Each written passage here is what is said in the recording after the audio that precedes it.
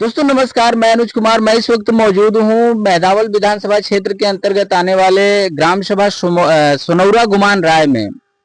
मैं रास्ते से गुजर रहा था, क्षेत्र भ्रमण पे ही था, तो मंदिर दिखा मुझे। मंदिर दिखा तो मुझे थोड़ी सी जिज्ञासा हुई कि यहाँ रुक करके 2 मिनट शांति थोड़ा सा विश्राम किया जाए। विश्राम के लिए जब मैं यहाँ बैठा तो धीरे धीरे बातचीत हुई, महाराज जी से मुलाकात हुई और मंदिर के निर्माण की जो कहानी है वो बहुत ही रोचक है। बहुत ही संघर्ष के साथ इस मंदिर का महाराज जी ने निर्माण किया। जो नींव रखा गया बहुत ही संघर्षपूर्ण रहा। तो वो सारी चीजें जो है हम आपको महाराज जी के ही माध्यम से आपको बताएंगे। आइए जानते हैं और मिलते हैं महाराज जी से। और बाकी सारी जो दर्शन है वो अंदर गर्भगृह में किस तरह से विग्रह बनाया गया और महाराज जी ही खुद उसके जो है रचयिता है, निर्माण करता है, वो सारी चीजें आपको जो है हम महाराज जी से ही मिलवा करके बताते हैं। जी आइए। सीताराम महाराज जी। सीताराम सीताराम। सन 78 में से यहाँ रहने लगे और एक हनुमान जी का मतलब मूर्ति बनवा करके और छप्पर डाल करके जो है अपना पूजा पाठ करते थे। और 2 साल के बाद नहीं 2-3 साल के बाद सन 80 में जबकि इस क्षेत्र में लगभग 10 कोस के अंदर कहीं जो है यज्ञ का कार्यक्रम नहीं हो रहा था, यज्ञ का। उस समय श्री विष्णु महायज्ञ सन 80 में उन्होंने श्री महाविष्णु यज्ञ किया और उसके बाद मैंने इस जवार के लोग जान गए कि हाँ यहाँ भी कोई।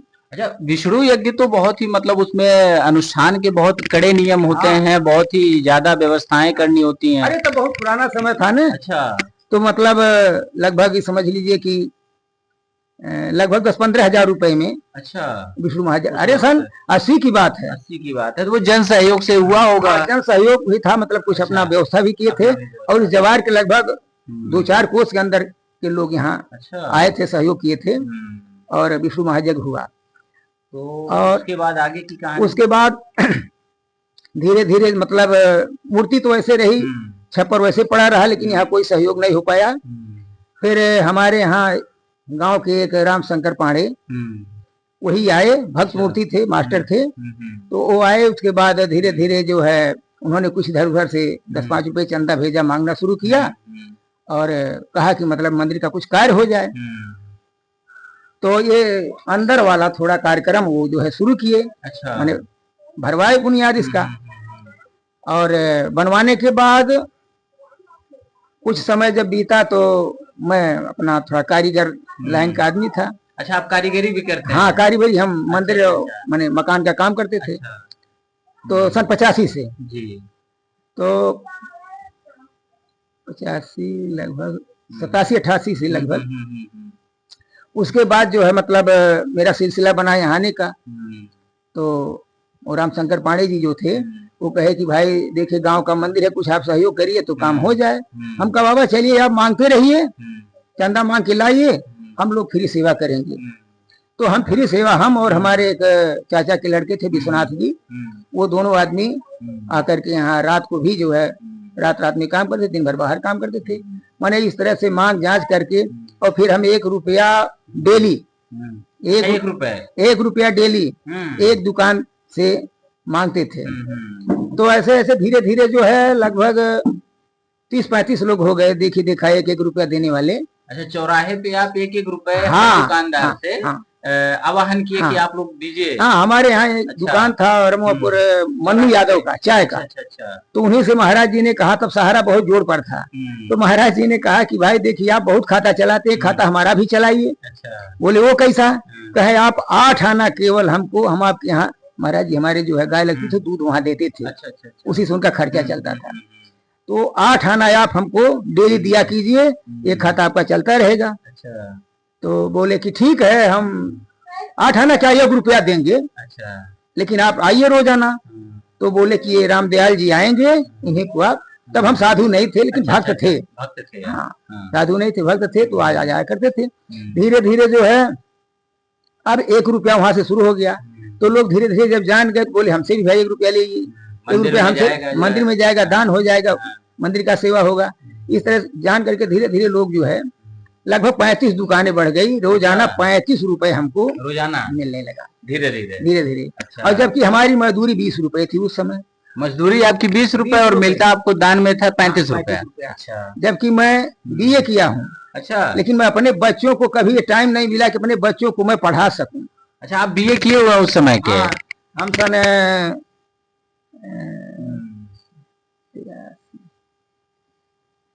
83 में। अच्छा। 83-84 में हम बीए किए। ग्रेजुएट हुए उस समय? तो लेकिन मैं अपने बच्चों को इस मंदिर के पीछे अपने बच्चों को कभी मैं पढ़ा नहीं पाया। मतलब मंदिर के लिए आप जो है बच्चों को शिक्षित करना उचित नहीं समझे, मंदिर के ही लिए धर्म को ही आगे बढ़ाया जाए। भाई दिन भर तो हम बाहर काम करते। अच्छा। शाम को हमको टाइम मिलता कि थोड़ा पढ़ा लिखा दें। अच्छा। तो फिर हम शाम को जो है मांगना शुरू कर देते। अच्छा, दिन भर आप दूसरा काम करते थे? हाँ, दूसरे के हाँ, दूसरे के यहाँ मजदूरी कह सकते हैं, मजदूरी आप करते थे। हाँ। उसके बाद जब घर आने के बाद कुछ समय आराम करने के बाद फिर आप मंदिर का काम शुरू कर देते? फिर मंदिर का काम शुरू कर देते। काफी संघर्ष पूर्ण रहा है बाबा जी का यात्रा जो है। मतलब जो चंदा भेजा से 1000 खाड़ी ईटा फीटा मिल जाता था, सीमेंट आ जाता था, तो हम लोग भाई दिन में टाइम दे नहीं पाते थे। भाई हमारे पास परिवार था, इस नाते बिना काम के चलेगा नहीं। तो इस नाते जो हम रात को आते थे, काम से छूटते थे, यहीं आते थे, अपने हाथ से मसाला बनाते, अपने हाथ से जोड़ते थे। और हमारे भाई थे चचेरा भाई विश्वनाथ जी, वो भी थे। अच्छा। तो दोनों मिल करके अपना काम कर लेते थे। जब भंडार तैयार हो जाता हम लोग पा करके अपने घर चले जाते। अच्छा। अब 10 बज जाता, 11 बज जाता, तो कब बच्चों को हम पढ़ाएंगे? सुबह फिर चले जाते। इस तरह से मतलब जो है इस मंदिर का काम हुआ। और फिर धीरे धीरे सन 98 में ये बहुत मतलब दुखपूर्ण घटना है। अच्छा। हमारे जीवन की। अच्छा। मैं बृहस्पतिवार व्रत रहता था, बृहस्पतिवार व्रत रहता था। और बृहस्पति के दिन सन 98 में बड़ी लंबी बाढ़ आई थी, बहुत भारी बाढ़ जी। तो उस समय मैं लौकी गांव में काम कर रहा था और बुनियाद मतलब पूरा इतनी खुदाई हुई थी, मिट्टी दलदल था, खोते चले गए और मैं उसमें जोड़ रहा था। अच्छा। और एक बैग जो है मिट्टी जो है गिर गई आपके ऊपर, हमारे ऊपर। और एक जिसका मतलब वो घर था, वो बगल खड़े चाय पी रहे थे और मैं बैठ करके जोड़ रहा था। कर रहे थे आप। हाँ। और तब तक उन्होंने कहा कि मिस्त्री और माटी दरक रहा है, निकलिए जल्दी वहां से। तब तक हम खड़े हो गए। हाँ। और जब तक खड़ा होना था इतने में ही माटी गिर गया। आप मैं इतना जो है केवल हमारा हाथ दिखाई दिया, बाकी अगर बैठे रह गए होते तो पता नहीं कई साल हो गए होते मरे। मैंने तुरंत हम साथ निकले और निकलने के बाद हमने सोचा कि यार अब जिंदगी का कोई ठिकाना नहीं। और उस समय जितनी मूर्ति आप देखे हैं इधर, सब हनुमान जी की मूर्ति को छोड़कर सारी मूर्तियों का खाका मैंने बना दिया था और सोचा कि इसको मैंने सही करूंगा। अब मुझे ये चिंता हुई कि आखिर आज अगर मैं मर गया होता तो हमारी सारी मूर्तियां भगवान कैसे पड़ी रहती, पता नहीं बनता कि नहीं बनता। प्रभु की कृपा ऐसी थी कि आपको वो सारे काम करने थे धर्म के प्रति। हाँ, हम बच गए। तो आप बच गए। उसी दिन से हमने संकल्प ले लिया कि अब आज मैंने बृहस्पतिवार का दिन भगवान की सेवा में ही हम अपना समर्पित कर देंगे। सप्ताह का एक दिन आप रखते हैं। तो हम जो है जहां भी काम करते थे, किसी के यहाँ काम करते थे, रोज की मजदूरी हमें भले नहीं मिले, लेकिन बृहस्पतिवार की मजदूरी हम उनसे नगद लेते थे और मंदिर में लाके, या कहीं मंदिर में ही हम काम करते थे तो वहां जो है उस दिन का पैसा उसी मंदिर में हम दे देते थे। बृहस्पतिवार का पैसा उसी मंदिर में दे देते, मंदिर वो भी है, मंदिर हमारा भी है। इस तरह से हम समझ लीजिए 98 से लेकर के 2009 तक हम जो है ऐसे पैसा इकट्ठा करते रहे और इधर उधर से व्यवसाय करते करते धीरे धीरे मैंने ये कार्यक्रम हमारा मतलब सब जोड़ाई हो गया, छत लग गया, सर सफाई हुआ, धीरे धीरे रंगाई पोताई सब कुछ हो गया। 2009 के बाद फिर मैं बृहस्पतिवार को मौन व्रत रहने लगा। तो बृहस्पतिवार को काम ही नहीं करता तो दान कहाँ से करूं? फिर मंदिर का काम भी पूरा हो गया भगवान की कृपा से। थोड़ा बहुत जो है कमी बेसी तो। अच्छा, आप महीने भर जो है श्रावण मास में आप सुनने में आया कि जो आप 1 महीना मौन व्रत रखते हैं, इसके पीछे क्या कहानी है? जैसा ऐसा है कि हमने कहीं पढ़ा कि उपासना की एक पद्धति है मौन रहना। अच्छा, मौन रहने से ये लाभ है, ये वाणी का तप है। इससे अगर हम मौन रहेंगे, कुछ बोलेंगे नहीं, तो पहली बात तो कोई शब्द हम झूठ नहीं बोलेंगे। जो बोलेंगे नहीं तो झूठ बोलेंगे क्या? वाणी का संयम होगा। कोई मुझको अगर गाली भी दे देगा तो मैं उसका जवाब भी नहीं दे पाऊंगा। अंदर से हो सकता कुड़न आ जाए, लेकिन मुझसे तो कुछ नहीं कह पाऊंगा। इस तरह से मैंने सोचा कि अब श्रावण मास में 1 महीने जो है मतलब व्रत कर लूं। कितने वर्ष हो गए मौन व्रत रखते हुए आपको? लगभग 7-8 साल हो गए। 7-8 साल से आप लगातार जो है श्रावण मास में। और अगर कहीं ये अधिक मास लग जाता है, मानी मलमास जिसको कहते हैं, तो अगर मलमास लगता है तो मलमास महीने में भी मैं 1 महीने का मौन व्रत करता हूँ। अच्छा बाबा जी, आपको जैसे ये मंदिर निर्माण में और मूर्तियों का निर्माण भी आप करते हैं, तो इन सब कामों के बीच कभी आप जब शुरुआत किए इस बीच में कोई बाधा नहीं आई, या किसी व्यक्ति विशेष के द्वारा, या ऐसे ही कोई बाधा आई हो? नहीं, तो ऐसे है कि मंदिर बनाने में तो कोई बाधा नहीं है। अच्छा। मंदिर बनाने में कोई किसी ने बाधा नहीं किया। हाँ, थोड़ा संघर्ष था कि पहले कब्जा जो है इस मंदिर के अंदर, वो स्कूल जो बना है, पीपल का पेड़ है, वो सब स्कूल तक का कब्जा इस मंदिर के अंदर था। अच्छा। मंदिर माने मंदिर बाउंड्री नहीं था, तो बाउंड्री नहीं था और स्कूल भी नहीं था। तो हम लोगों का रामलीला मंच जो है वहां लगता था। इसके पीछे हम लोगों ने बहुत संघर्ष किया, कम से कम 5-7 साल रामलीला करवाए, नाच करवाए, मेला लगवाए, बहुत कुछ किया इसके पीछे। लेकिन ये समझ लिए कि मंदिर को ऐसे आगे बढ़ाए, मंदिर को आगे बढ़ाने के लिए। लेकिन 1 साल हम लोगों ने 28 दिन मलौली, सोनौरा, रमवापुर, कुसरू, भिटवा, डुमरिया, हर गांव में चंदा मांगे। रामलीला करें कि रामलीला करेंगे तो पैसा बचेगा, तो मंदिर का काम होगा। लेकिन होते हवाते सब खर्चा करने के बाद 35 रुपया बचा। अच्छा, मतलब उस समय का, आज से लगभग 10-15 साल वर्ष पहले, या 15 साल नहीं, कम से कम हो गया होगा 20 साल से ज्यादा हुआ। चलिए मान लीजिए 25 वर्ष हो गया। 25 वर्ष पहले आप जो है रामलीला का आयोजन करवाए, लेकिन कुल खर्च निकालने के बाद आपका 35 रुपया बचा। तो 35 रुपया बचा, तो हम सोचा कि 35 रुपए में क्या होगा, तो एक लैंप खरीदा। अच्छा, ये लैंप रहेगा तो यहाँ ढबरी से काम चलता था। तो लैंप रहेगा तो हम लोग मंगलवार को रामायण करते थे, तो लैंप रहेगा तो सुंदरकांड का पाठ, रामायण, कीर्तन, भजन होता था बराबर मंगलवार को। इस तरह से फिर अगले साल जब हुआ तो कोई और अगुआ हो गया कि लोग पैसा खा लिए। अरे भाई, लोग ऐसे होते हैं ना, कहते हैं कितना पैसा आया, कहाँ चला गया। लेकिन जिसके पास रिकॉर्ड है, वो रिकॉर्ड तो हम आपको दिखाएंगे ना, कितना खर्चा हुआ। तो दूसरे साल वो दूसरे लोग तैयार हो गए। हमने कहा भाई आप ही करवाइए।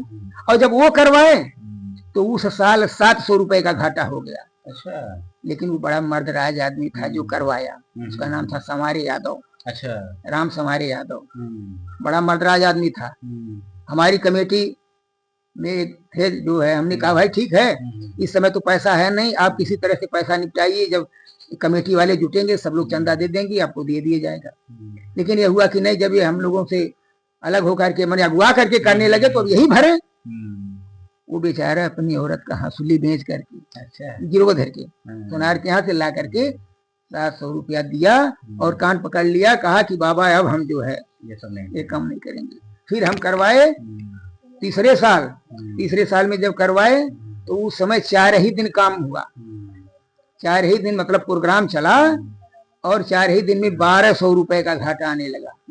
हमने सोचा कि अभी 4 दिन और होगा तो पता नहीं कितना हो जाएगा, हम कहाँ से भरेंगे। अरे भाई, जब उसको व्यक्तिगत भरना पड़ा तो हमको भी व्यक्ति भरना पड़ेगा। अब इस सोच विचार में पढ़ के हमने कहा, अनाउंस कर दिया कि भाई देखिए अब धनुष यज्ञ हो गया, राम जानकी का विवाह हो गया, अब राम जानकी चले अपना आराम करें, ऐसा आराम करें और हम यही प्रोग्राम खत्म कर देते, हमारे पास पैसा नहीं है। फिर हम रामलीला करना बंद करवा दिया। फिर मकर नहान की पीरियड में रामलीला लगवाने के लिए 2 दिन 3 दिन नाच वाच करवा करके भाई करवाए, लेकिन फिर भी कुछ पैसा नहीं आया उसमें, सिवा अपने पास से जाने के कुछ बचा नहीं।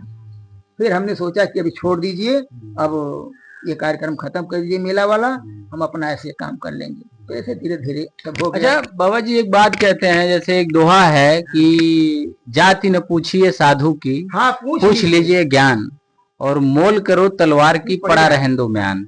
तो ये सब चीजें तो मान लीजिए कबीरदास जी के दोहे हैं, वो समाज सुधारक थे, बड़े ही सूफी संत थे, दुनिया में नाम है उनका।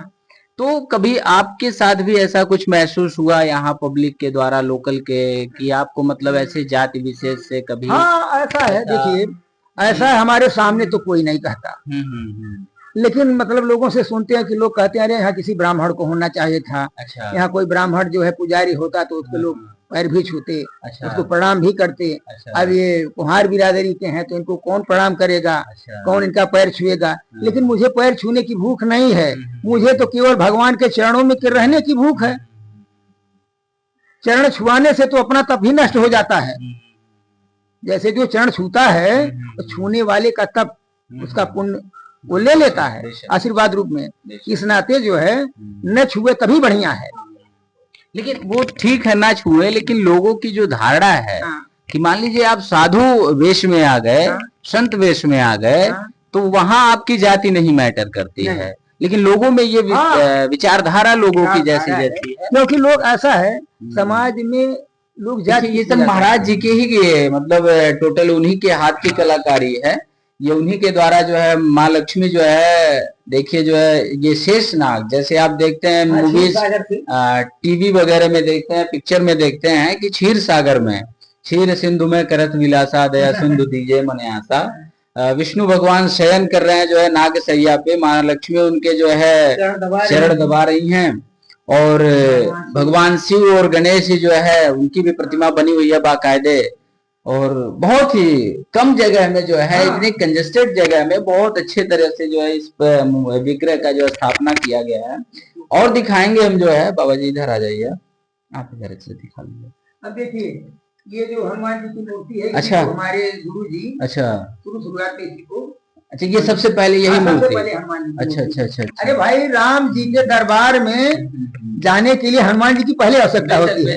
किसी भी कंपनी में आप जाएंगे तो पहले वॉचमैन मिलेगा। तो राम दुआरे तुम रखवारे, हो तो न गया बिन पैसारे। तो बिना इनकी आज्ञा के राम जी के यहाँ दरबार में प्रवेश नहीं मिलता है। तो इस नाते जो है पहले इनकी मूर्ति बनी, सबसे पहले मूर्ति इनकी, धीरे धीरे इसके बाद जो है जब ये मंदिर का रूप ले लिया तो धीरे धीरे जो है हम राम जानकी और ये और दिखाएंगे हम आप लोगों को। इधर आ जाए। तो देखिए माँ जानकी और प्रभु श्री राम का विराजमान यहाँ पे मूर्ति ऐसे बनाया गया है, विग्रह बनाया गया है। और उनके परम सेवक जो है लक्ष्मण जी, उनके भ्राता, यहाँ पे उनका भी बाकायदे मूर्ति और महाराज जी के माध्यम से ये बनाया गया। ये सारा जितनी कलाकारी आप देख रहे हैं महाराज जी के ही माध्यम से इसको बनाया गया। और आप देखिए इधर जो है भगवान श्री कृष्ण छलिया, आप कह सकते हैं माखन चोर, तमाम नामों से इनको जाना जाता है। और इनका जन्मदिन आने वाला है, जन्माष्टमी आने वाला है, उसमें जो है तमाम आयोजन यहाँ होगा महाराज जी के माध्यम से। ये माता राधा है कि रुक्मिणी जी हैं? अच्छा, ऐसा क्यों होता महाराज जी, रुक्मिणी जी को क्यों नहीं लगाया? ऐसा है कि राधा जी भगवान कृष्ण की बहुत प्रिय हैं। अच्छा अच्छा, बहुत प्रिय हैं। यानी जो उनकी 16,108 पटरानियां थी, उनमें रानियां ये नहीं है। अच्छा अच्छा, ये इनकी प्रेमिका है। अच्छा, ये इनकी प्रेमिका है। लेकिन प्रेमिका जो है ये सबसे प्रिय इनके लिए है। इनकी एक कथा है, इनकी पटरानियों में सबसे प्रिय जो है, तो पटरानियों में पटरानी नहीं है, ये प्रेमिका है। ये मीराबाई जी तो भगवान के स्वरूप में समा गई थी सदैव। इस नाते इनका होना यहाँ हमने जरूर समझा, तो थोड़ा सा तो ये चीजें बनाई गई हैं इसमें, मतलब सारे आपके ही मेहनत के हैं कि कभी कोई सरकारी अनुदान? नहीं, सरकारी अनुदान तो नहीं मिला। हाँ, हमारे कुछ सहयोगी थे, मतलब जैसे कोई मिस्त्री लाइन के थे, तो ये छत का काम हुआ या सफाई का काम हुआ तो हम उनको लाते थे, सहयोग कर देते थे। फिर भी उनको कुछ आधा तो परिश्रम देता था। ये नहीं कि मैं फ्री करा लूं, आधा जरूर उनको दे देता था कि भाई चलिए करा रहे हैं, भले हमारे साथी हैं, फिर भी मैं उनको आधा मजदूरी दे करके ये सब काम करवा लिया। और हाँ, बाकी ये सब काम जो ये दरवाजे का है ये मैंने अपने हाथ से किया, और बाकी यही सब काम जो दूसरों से करवाया। तो आप अभी वर्तमान में जैसे बाहर की भी स्थिति जो है बहुत ठीक नहीं है कि मतलब सारे कच्चे ही हैं। हाँ, कच्चे। तो कुछ आप डिमांड करेंगे जो है? अब डिमांड क्या करें, जनप्रतिनिधि हैं उनसे कुछ अब हम भाई देखिए किसी नेता के पास हम जा नहीं सकते हैं, क्योंकि नेता लोग भाई बड़े लोगों की बात सुनेंगे। ऐसा नहीं है, आप अगर अपनी बात रखने उनके पास जाएं तो क्यों नहीं सुना? ऐसा है कि हम इसको बहुत देख चुके हैं, बहुत देख चुके हैं। क्योंकि हम कहीं बैंक या कहीं कार्यालय ऑफिस में जाते हैं तो देखते हैं कि वहाँ बड़े लोगों की भीड़ आती है, हम उस पीछे खड़े रह जाते हैं। हम ये नहीं कि धकिया के हम भी चले जाए, ऐसा हम नहीं करते। कहीं बैंक में गई तो नंबर लगा ही रहेगा, हम कभी आगे नहीं जा सकते, जहाँ रहे वहीं रहेंगे, हमारा स्वभाव अलग है। तो इस नाते हम जो है अब किसी से क्या मांग करें, वही प्रभु हमारे हैं, वही जो चाहेंगे। हम तो यही जानते हैं कि जीवन का मैंने सौंप दिया, सब भार तुम्हारे हाथों में। अरे उधार पता नहीं अब मेरा है, सरकार तुम्हारे हाथों में। अब आप जैसा चाहेंगे, अगर आप किसी के घंट में संगाएंगे तो ये सब वो करवा देगा, और नहीं करवाएगा तो हमें भजन करना, इसी में हमारा काम चल जाएगा। शरीर दिन छूट जाएगा, फिर बिल्कुल। क्या करना है। लेकिन आपका किया हुआ समाज को मतलब सदियों तक ये जब तक धरा रहेगी, ये हाँ, मंदिर हाँ, रहेगा, ये तो है, तब तक आप जो है समझिए अमर हो चुके हैं। अमर हो।